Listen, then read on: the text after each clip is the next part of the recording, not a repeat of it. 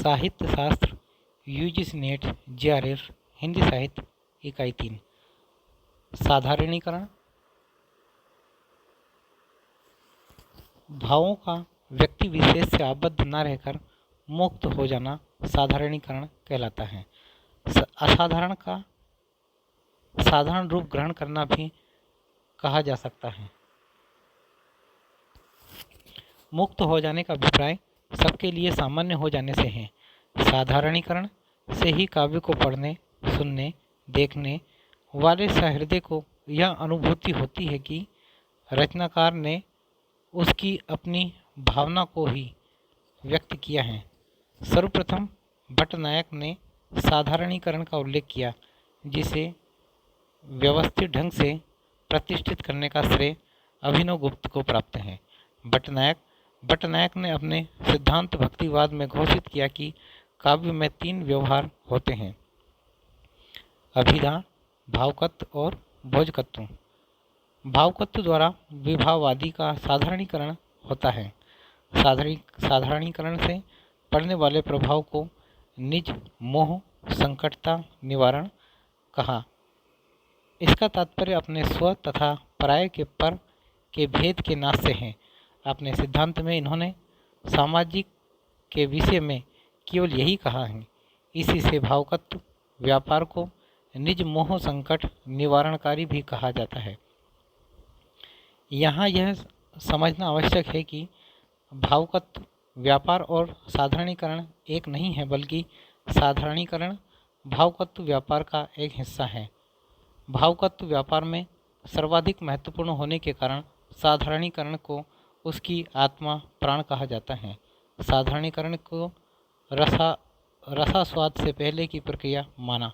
साधारणीकरण विभाववादी को अपनी विशिष्टताओं से मुक्त कर आस्वादन के लिए तैयार करता है और इस तरह भावकत्व व्यापार स्थायी भाव को रस में रूपांतरित कर देता है।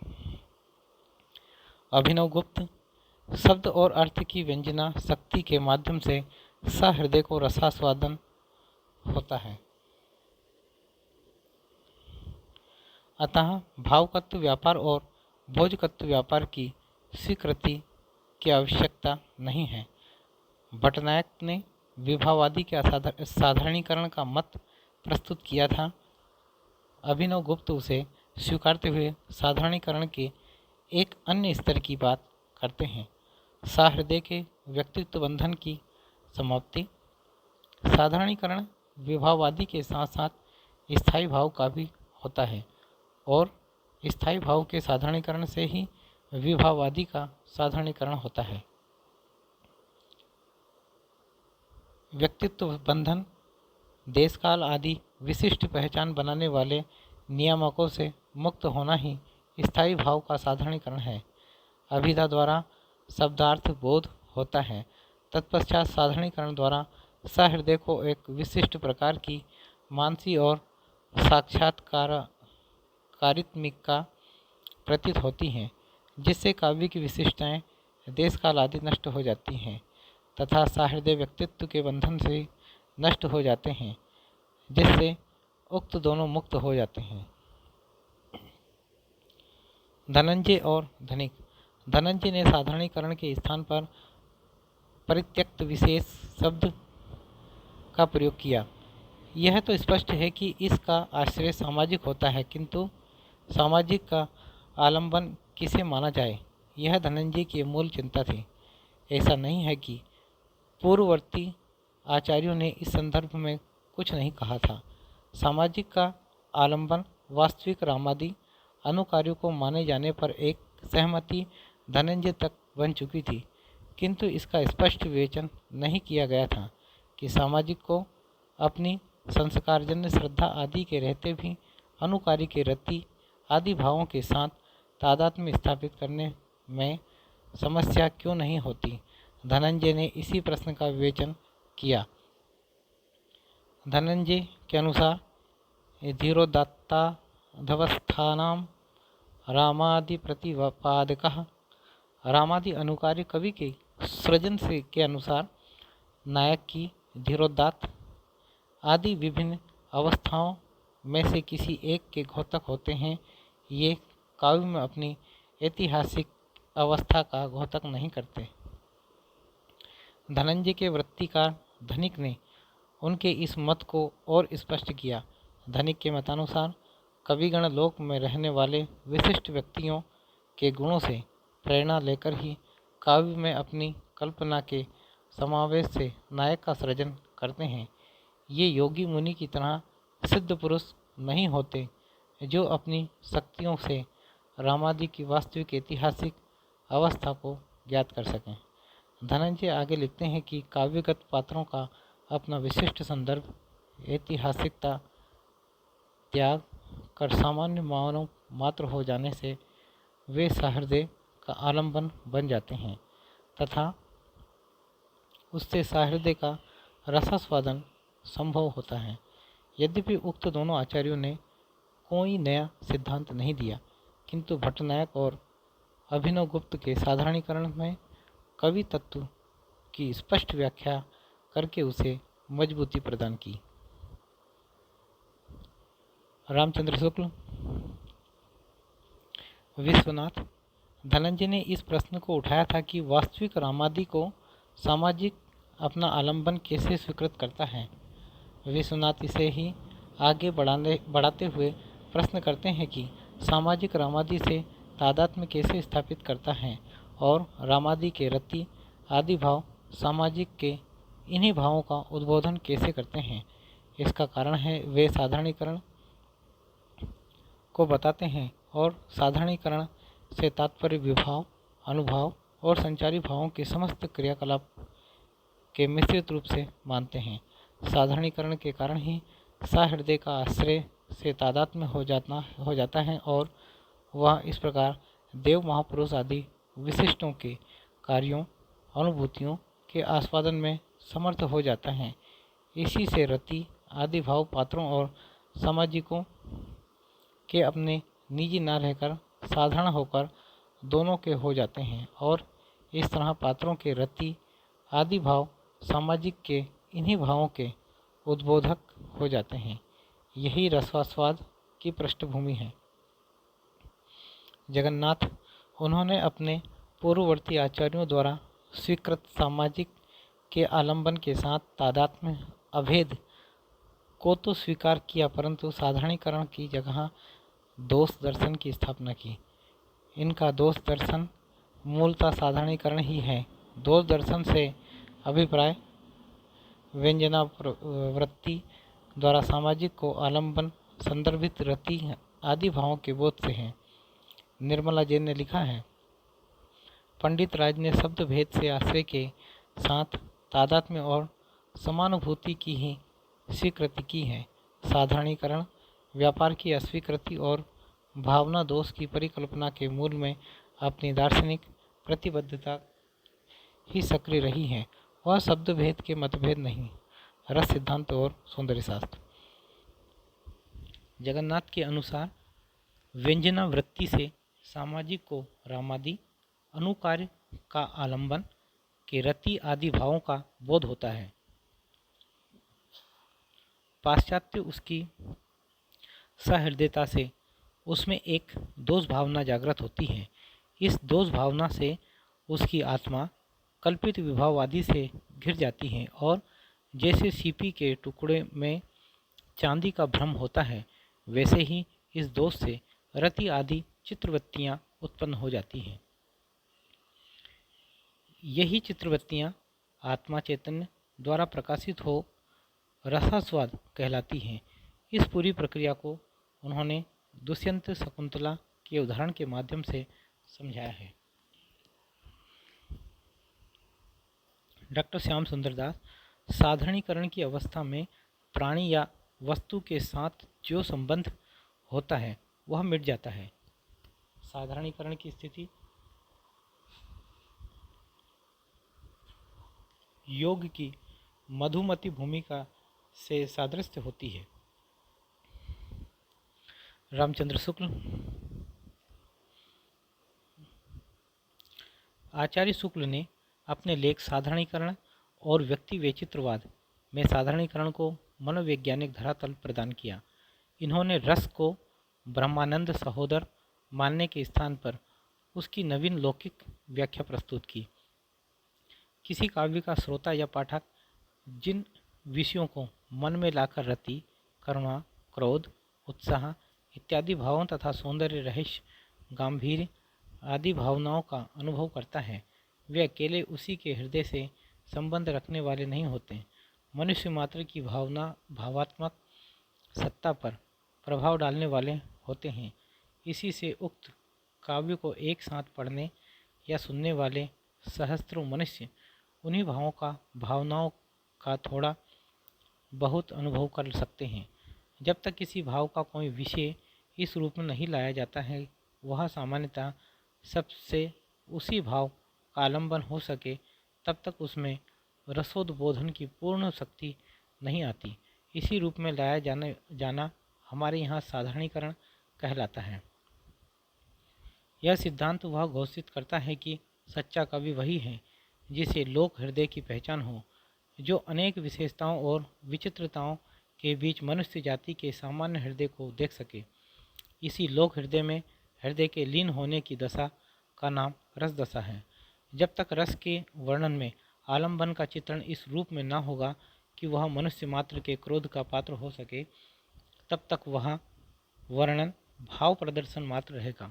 उसका भाव और विभाव पक्ष या तो शून्य अथवा असक्त होगा, पर भाव और विभाव दोनों पक्षों के सामंजस्य के बिना पूरी और सच्ची रसानुभूति हो नहीं सकती।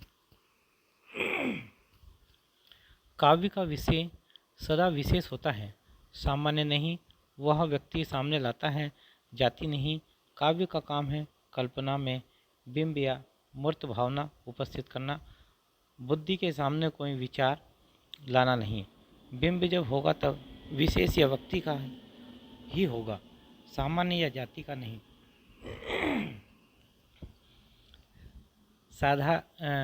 साधारणीकरण का अभिप्राय यह है कि पाठक का या श्रोता के मन में जो व्यक्ति विशेष या वस्तु विशेष आती है, वह जैसे काव्य में वर्णित आश्रय के भाव का आलंबन होती है, वैसे ही सब हृदय पाठकों या श्रोताओं के भाव का आलंबन हो जाता है।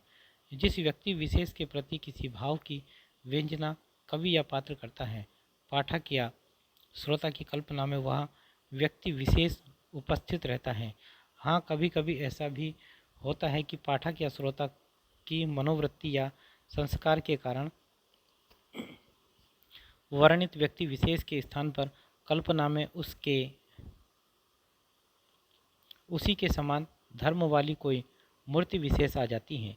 जैसे यदि किसी पाठक या श्रोता का किसी सुंदरी से प्रेम है, तो श्रृंगार रस की फुटकल उक्तियाँ सुनने के समय रह रहकर आलंबन रूप में उसकी प्रेयसी की मूर्ति ही उसकी कल्पना में आएगी। कहने की आवश्यकता नहीं कि यह कल्पित मूर्ति भी विशेष व्यक्ति की ही होगी। कल्पना में मूर्ति तो विशेष ही की होगी, पर वह मूर्ति ऐसी होगी जो प्रस्तुत भाव का आलंबन हो सके, जो उसी भाव को पाठक या श्रोता के मन में भी जगाए। उसकी व्यंजना आश्रय अथवा कवि करता है।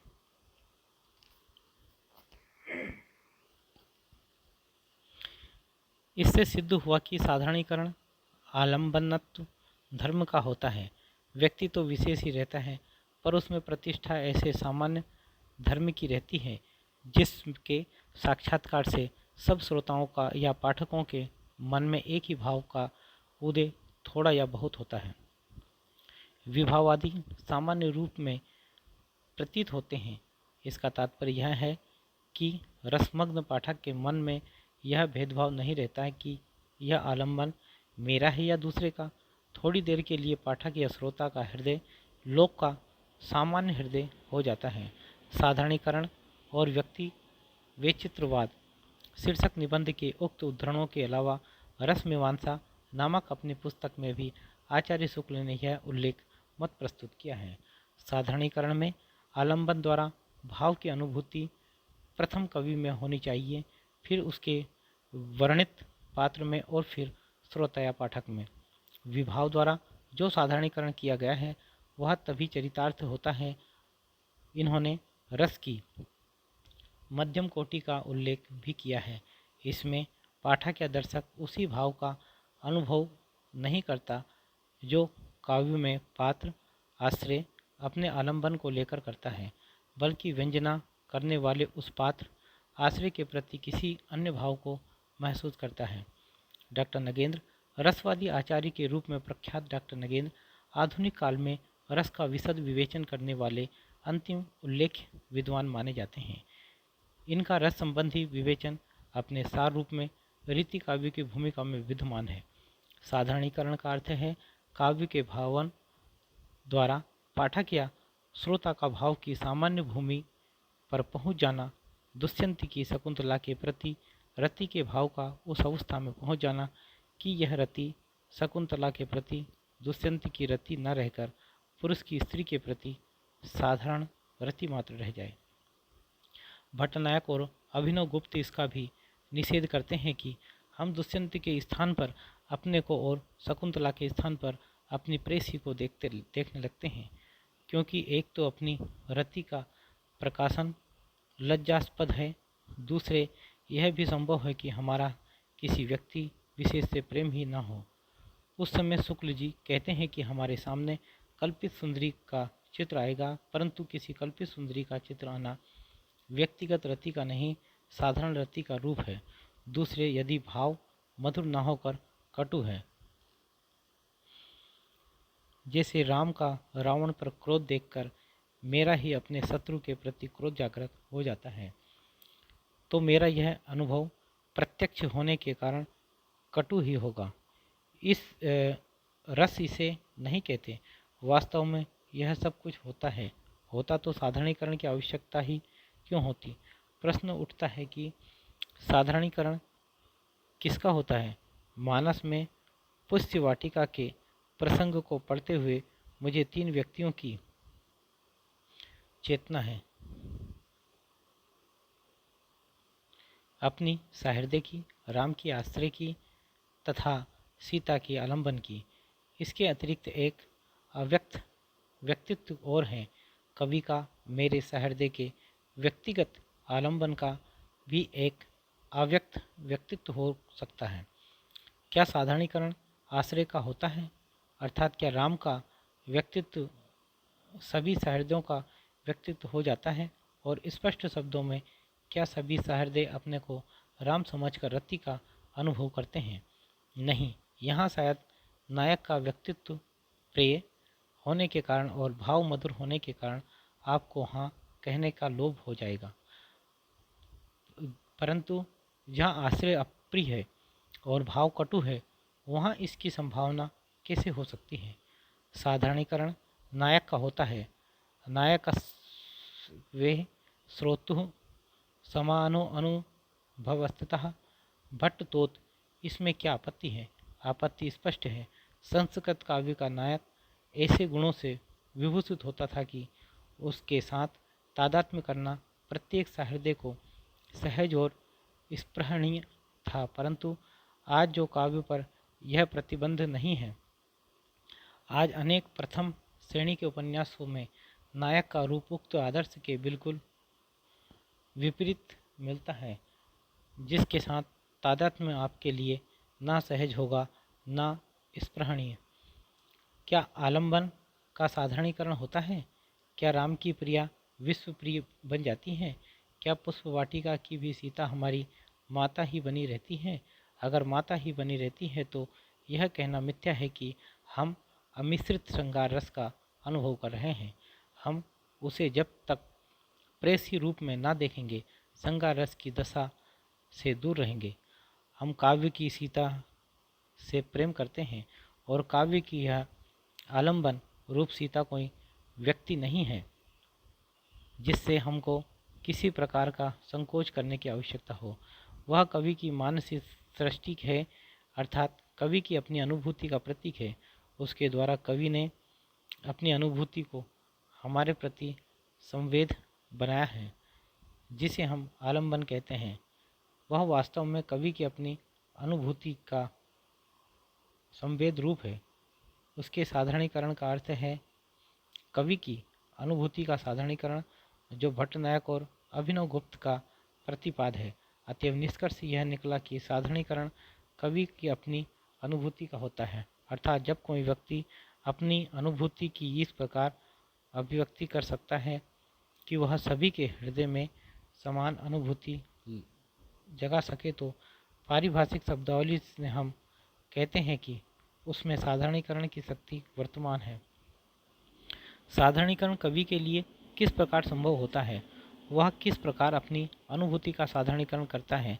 पंडितों ने इसके दो उत्तर दिए हैं। साधारणीकरण भाषा का धर्म है। साधारणीकरण का मूलाधार मानव सुलभ सहानुभूति है, जो सभी मनुष्यों के हृदय में एक तार अनुस्यूत है। सहृदय की रसानुभूति में तो किसी को संदेह हो ही नहीं सकता। रस की स्थिति सहृदय के अंतर में ही है।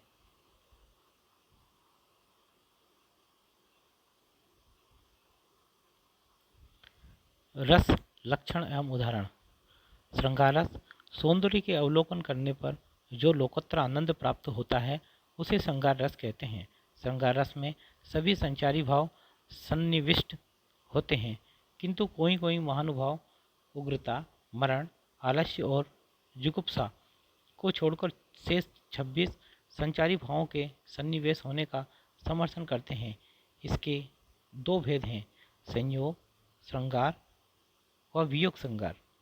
संयोग श्रृंगार, इसको संभोग पक्ष, दर्शन, स्पर्श, संभाषण आदि से नायक नायिका जो इंद्रिय सुख को प्राप्त करते हैं, उसे संयोग श्रृंगार कहते हैं। संचारी भाव श्रम, चिंता, मोह, असूया, क्रीड़ा, मद, धृति, गर्व आदि। स्थायी भाव रति, आलंबन, प्रेमास्पदादि, उद्दीपन, संगीत, वसंत, मलयानील, कोकिल, कुमुद, सखी, चंद्रमा, चांदनी, उपवन, अनुकूल, वस्तु स्थिति आदि। अनुभव नायक और नायिका, सहचर रस हास्य और अद्भुत, विरोधी रस करुण, वीर, रौद्र, भयानक, विभत्स, शांत और वात्सल्य, गुण माधुर्य, प्रसाद, वृत्ति उपनागरिका और कोमला, रीति वेदर्भी और पांचाली। उदाहरण कनक कंकन किंकिन नुपुर धूनि, सुनि बोले राम हृदय गुनि, मानहु मदन दुंदुभि दीनि, मनसा विश्व विजय कह कीन्ही। विप्रलंब श्रृंगार वियोग पक्ष। नायक नायिका में उत्कृष्ट प्रणय हो जाने पर उनका समागम नहीं होने की विप्रलंब श्रृंगार कहते हैं। संचारी भाव उग्रता, मरण, आलस, श्रम, चिंता, विषाद, स्वप्न, व्याधि, उन्माद, चपलता, मोह, दैन्य, अमर्प, शंका, अपस्मार आदि। स्थायी भाव रति, आलंबन, प्रेमास्पदादि, उद्दीपन, चंद्रमा, चांदनी, मयूर, कोकिल, चकवा, चकवी, मेघ, उपवन, कमल, कर्पूर, उबटन, मलयानील, संगीत, सावन भादों की झड़ी आदि। अनुभाव नायक और नायिका, गुण माधुर्य और प्रसाद, वृत्ति उपनागरिका और कोमला, रीति वेदर्भी पांचाली।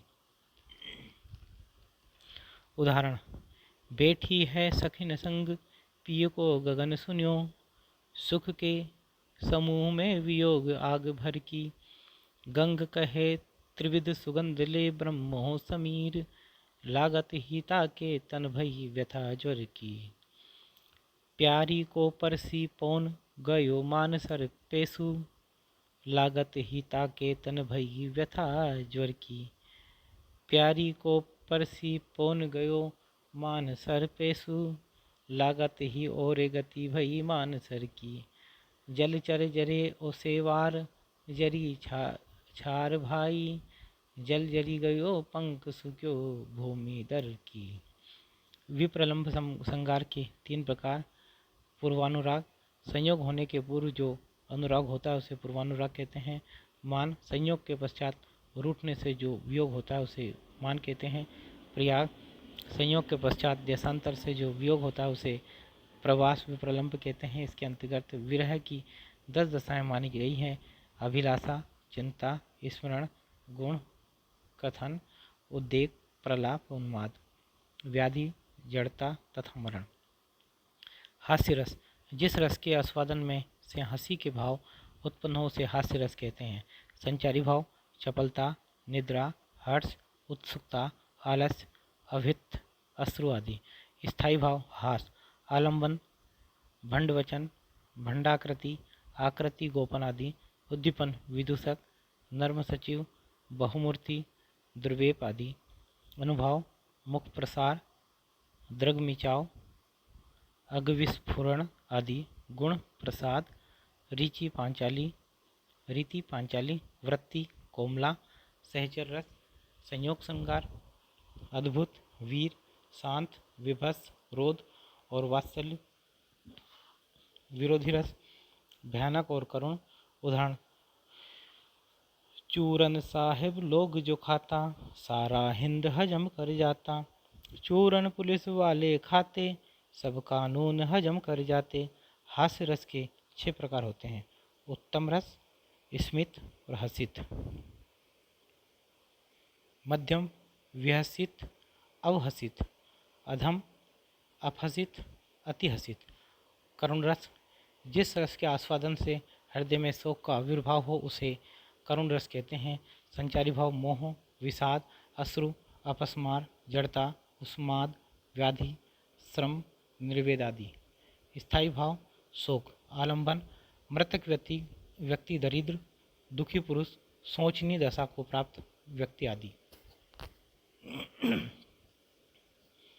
उद्दीपन, रुदन, विलाप, करुणोक्ति, चित्कार, मृतक दहा, मृत व्यक्ति के गुणाश्रवण व चित्रावलोक आदि। अनुभाव, मूर्छा, विलाप करना, दीर्घ श्वास लेना, छाती कूटना, सिर फोड़ना, हाथ पैर पटकना, अपमृत्यु को प्राप्त होना आदि। गुण, माधुर्य, रीति, वेदर्भी, वृत्ति, उपनागरिका, सहचर रस, रौद्र, भयानक, शांत, अद्भुत, वीर, विभत्स और वात्सल्य। विरोधी रस, हास्य और श्रृंगार रस। उदाहरण, देखी सुदामा की दीन दशा, करुणा करके करुणा दीदी रोए। पानी पर हाथ को हाथ छुयो नहीं, नैनन के जल से पग धोए। रौद्र रस, जिस रस के आस्वादन से रौद्र प्रकट हो उसे रौद्र रस कहते हैं। संचारी भाव, मद, गर्भ, वितर्क, विमर्द, अमर्ध, स्मृति, उग्रता, श्रम, चपलता आदि। स्थायी भाव, क्रोध, आलंबन, शत्रु, अवस्कंदक, अपराधी, दुर्जन आदि। उद्दीपन, आक्रमण, संधि विच्छेद, अवस्कंदन, अपराध, कटोक्ति, शत्रु, सैन्यवृत्ति आदि। अनुभव, मुंह और आँखों का लाल होना, भ्रकुटी चढ़ाना, दांत पीसना, ओंठ चबाना, क्रोध से पूर्ण हो जाना आदि। गुण, ओज, रीति, गौड़ी, वृत्ति, परुषा, सहचर रस, वीर, विभत्स, वात्सल्य, शांत, अद्भुत और करुणा। विरोधी रस, श्रृंगार, हास्य और भयानक। उदाहरण, सौंप कर मृतदेह से ना पति निकट, प्रण किया सबसे उन्होंने यह विकट। भस्म जब मैं कर चुकूंगा रिपु नगर, तब पड़ेगी अग्नि इस प्रिय देह पर। रौद्र रस के 3 प्रकार माने जाते हैं, वचनात्मक, वेशात्मक और आंशिक। वीर रस, जिन भावों से वक्रोक्ति या वीरता प्रकट हो उसे वीर रस कहते हैं। संचारी भाव, गर्व, असूया, धृति, उत्सुकता, आवेश, श्रम, हर्ष, मरण आदि। स्थायी भाव, उत्साह, आलंबन, शत्रु, दीन, दुखिया, सत्संग, धर्मनिष्ठा आदि। उद्दीपन, मारू बाजों का बजना, क्रंदन, शंखनाद आदि। अनुभाव, मारकाट, अंग विस्फरण, भ्रकुटी चढ़ाना, क्रोध करना, सैन्य संचलन और अस्त्र शस्त्रादि का प्रयोग। गुण ओज प्रसाद, वृत्ति पुरुषा और कोमला, रीति गौड़ी, पांचाली और लाटी, सहचर रस, हास्य, अद्भुत, करुणा, विभत्स और रौद्र, विरोधी रस, श्रृंगार, शांत और वात्सल्य, युद्धवीर, सिंहनाद, गलगाजी के भंज उठ्यो भट भीर, क्षतवीर रस, उमंग में गने न गोली तीर, सत्यवीर, मृत रोहित, पटुदान ले, धार्यो धर्म अमंद, खंग धार व्रत धीर धर घरी, सत्यवीर हरिचंद, दानवीर, दया धर्म जान्यो तुही, सब धर्मन को सार, नृपसिवी तेरे दान पे, बलि हूँ बलि सो बार। भयानक रस, जिस रस के आस्वादन में इंद्रिय भोग, इंद्रिय क्षोभ या भय उत्पन्न हो उसे भयानक रस कहते हैं। संचारी भाव, जुगुप्सा, रोमांस, अवहित, विषाद, जड़ता, मति, स्मृति, निर्वेद आदि। स्थायी भाव, भय, आलंबन, शत्रु, क्रव्याद, पारिपाथिक, अवस्कंदक, भूत, प्रेत, पिशाच, मोहरग, शमशान, विभीषिका आदि। उद्दीपन, अंधकार, अवस्कंदन तथा भूत प्रेत आदि की चेष्टाएं। अनुभाव, रोमांच, प्रकंप, वेवर्ण, डक्की बंधना, आँख मूंद लेना, स्वेद या आंसुओं का बह निकलना आदि। गुण ओज, रीति गौड़ी, वृत्ति परुषा, सहचर रस, अद्भुत, करुण और विभत्स, विरोधी रस, श्रृंगार, हास्य, वीर, रौद्र, शांत और वात्सल्य। उदाहरण, हाट वाट कोट ओट अटनी अगार पोरी, खोरी खोरी दोरी दोरी, दीनी अति भागी है, भारत पुकारत संभारत न कोहू काहू, व्याकुल जहाँ सो तहाँ लोक चलो भागी है, बाल धिकी रावे बार बार झर झहरावे झरे, बूंदियाँ सी लंक पिंघा लाई पागी पागी है, तुलसी विवेक अकुलानी जातु घानी कहे, चित्रहूँ के कवि सो निशाचर न लागी है।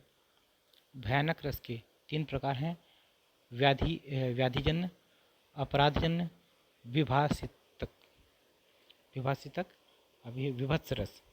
जिस रस के आस्वादन से घृणा के भाव प्रकट हों उसे विभत्स रस कहते हैं।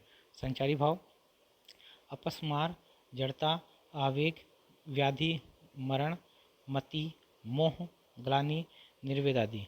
स्थायी भाव, जुगुप्सा, आलंबन, घृणास्पद पदार्थ और घिनौने दृश्य, उद्दीपन, सौ, पुरीस, मांस, रक्तादि का सड़ना, उसमें कीड़े आदि का पड़ना, मक्खी, मच्छर आदि का भिनभिनाना, दुर्गंध आदि। अनुभाव, थूकना, मुंह मोड़ना, नाक मुंदना, आंखें बंद कर लेना आदि। गुण ओज और प्रसाद, रीति गौड़ी और लाटी, वृत्ति पुरुषा और कोमला, सहचर रस, हास्य, अनुभव, करुण, वीर, भयानक और शांत, विरोधी रस, श्रृंगार और वात्सल्य। उदाहरण, मात पिता रज वीरज सो, उपजी सब घात को घात भरी है, माखिन के पर माफिक बाहर, घास के बैठन मेड़ धरी है, नाही तोर आय लगे अवधि, बक वायस जीद बचे न घरी है, देह दशा यह दिखत भ्रात, गिनात नहीं कीन बुद्धि हरी है। अद्भुत रस, जिस रस के आस्वादन से आश्चर्य प्रकट हो उसे अद्भुत रस कहते हैं। संचारी भाव, हर्ष, शंका, वितर्क, मोह, आवेग आदि। स्थायी भाव, विस्मय, आलंबन, अलौकिक या आश्चर्योत्पादक वस्तु या कार्य, उद्दीपन, अद्भुत वस्तु या अद्भुत व्यक्ति का वर्णन, वैचित्र अथवा उसके गुण कीर्तन आदि। अनुभाव, रोमांच, स्वर, भंग, प्रस्वेद, विस्फारित नेत्र, आश्चर्यान्वित होना, संभ्रम, साधुवाद आदि। गुण प्रसाद, रीति पांचाली, वृत्ति कोमला, सहज रस, श्रृंगार आदि समस्त रस। उदाहरण: बिनु पद चले सुने बिनु काना, कर बिनु कर्म करे विधि नाना, आनन रहित सकल रस भोगी, बिनु वाणी वक्ता बड़ जोगी। शांत रस, जहाँ सब जीवों में समान भाव वर्णित हो, अर्थात न किसी के प्रति भाव हो न किसी के प्रति द्वेष भाव, वहाँ शांत रस होता है। संचारी भाव हर्ष, विषाद, मृति, घृति, स्मृति और निर्वेद आदि। स्थायी भाव निर्वेद या सम, आलंबन, नरक के महान दुख का चिंतन, संसार की अनित्यता का भान, प्रभुगुण, कीर्तन आदि। उद्दीपन, बुढ़ापा, मरण, व्याधि, पुण्य क्षेत्र, सत्संग और हितोपदेश आदि। अनुभव, रोमांच, विलाप, योग साधन, ईश्वर भक्ति में रत होना और संसार से विरक्त होना आदि। गुण, माधुर्य, रीति, वैदर्भी, वृत्ति, उपनागरिका, सहचर रस, करुण, अद्भुत, विभत्स और वात्सल्य, विरोधी रस, श्रृंगार, हास्य, रौद्र, वीर और भयानक। उदाहरण: मोक्ष महल की प्रथम सीढ़ी, या बिन ज्ञान चरित्र, या सभ्यता ना लहे, सो दर्शन धारो भव्य पवित्र। ढोल समझ सुन चेत सयाने, काल वृत्ति मत खोवे, यह नर भव फिर मिलन कठिन है, जो सम्यक नहीं होवे। विशेष: नाट्य शास्त्रियों ने शांत रस को नाटक के अनुपयुक्त माना है, अतः नाटक में 8 ही रस माने गए हैं। वात्सल्य रस, जहाँ शिष्य पुत्रादि पर स्नेह भाव दर्शाया जाता है, वहाँ वात्सल्य रस होता है। संचारी भाव हर्ष, मद, मोह, उत्सुकता, चंचलता, श्रम, गर्व आदि। स्थायी भाव स्नेह, आलंबन, पुत्र पुत्री व छात्र छात्रादि। उद्दीपन, आलंबन की चेष्टाएं, अनुभव, ताली, चुटकी आदि बजाना, स्नेहपूर्वक देखना, हंसना, रोमांचित होना, मुख चूमना, आलिंगन करना आदि। गुण, माधुर्य, वृत्ति, उपनागरी, रीति, वैदर्भी, सहचर रस, करुण, हास्य, अद्भुत और शांत, विरोधी रस, श्रृंगार, विभत्स, वीर, भयानक और रौद्र। उदाहरण: सुतमुख देखी जसोधा फूली, हर्षित देख दूध की बतियां, प्रेम मगन तन की सुधि भूली, बाहिर ते तब नंद बुलाए, देखो घों सुंदर सुखदाई, तनक तनक सी दूध की बतियां, देखो मैन सुफल करो आई, आनंद सहित मगर तब आए, मुख चितवत दो नैन अघाई, सुर श्याम किलकत द्विज, देखो मानो कमल पर बीज जमाई। अलंकार संप्रदाय।